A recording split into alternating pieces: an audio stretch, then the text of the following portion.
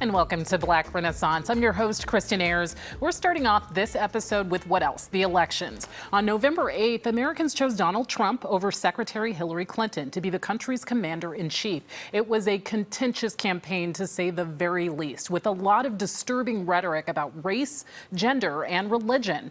I caught up with law professor John Powell. He heads UC Berkeley's Haas Institute for a Fair and Inclusive Society. He shared his insights on the politics of identity and a concept known as othering. Well, what Donald Trump was doing and is doing, and I'm afraid will continue to do, was really to try to create and shape white anxiety against the other. And the other could be the racial other. In the United States, that historically has been African Americans, but it's also the Muslim other, it's also the immigrant other, it's also, and even the disability other, which is unusual. The anxiety that people are feeling in the United States, blacks, whites, Latinos, is actually a global phenomenon. And we've largely missed that. We've largely not acknowledged the anxiety. And when we do acknowledge it, we think, well, it's because people are about to lose their job, or maybe they lost their house, which is extremely important. But he's speaking at a deeper level. He's speaking almost at a, what I call ontological or spiritual level. He's saying there's something fundamentally going on that's creating discomfort, and you should be uncomfortable. In fact, you should be more than uncomfortable. You should be afraid. You should be angry. You should be pissed. And here's why. And then he points to these people.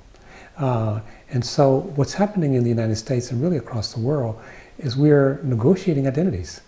And Trump did a much better job of negotiating identities in this election cycle than Hillary or most people on the left. He spent as much time talking about those people, about immigrants, about building a wall, about deporting, about the ravages of the black community, showing Jews in terms of his portrayal.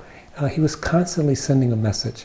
And part of what's going on is people are experiencing not just economic anxiety, they're experiencing an anxiety about who we are as a people and who does this country belong to. And there are some people who can't imagine America not being a white country, whatever that means. Mm-hmm. What makes the people well, literally, physically, mentally, psychologically, is a sense of belonging. The most important thing that a society gives to its people is not money, it's not even education, it's a sense that you belong. And the worst thing you can do is to say to people, you're other, you don't belong. And if you look at the history of the United States, that's been the struggle. So the Dred Scott case, where Chief Justice Taney said blacks could never belong to the United States. To some extent, we're still fighting that battle. We're fighting the Civil War, and right now the South is winning. The reality is, the relationship between blacks and whites, or between one group and another group, is always in relationship. So as blacks change, whites necessarily change. And even though there may be a dominant group, it's not completely dominant. It's constantly being contested.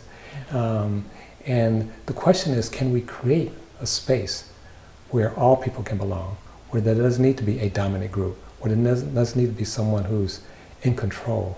And that's especially a question for whites, because what whites have become used to and normalized and comfortable with is that being in control, that many whites believe is their country. And when they would say, go back to wherever you came from, like, where did they come from? They never assumed they came from anywhere. They assumed that this is their country. Those are for the conservative whites. So it seems to me that we have, in the long term, the need to sort of create, and there will be created, new identities in which all people are valued and all people belong. Some fascinating analysis there from Professor Powell. We'll hear more from him in part 2 of this interview. That's coming up on our next episode of Black Renaissance. Now, Black history bears witness to the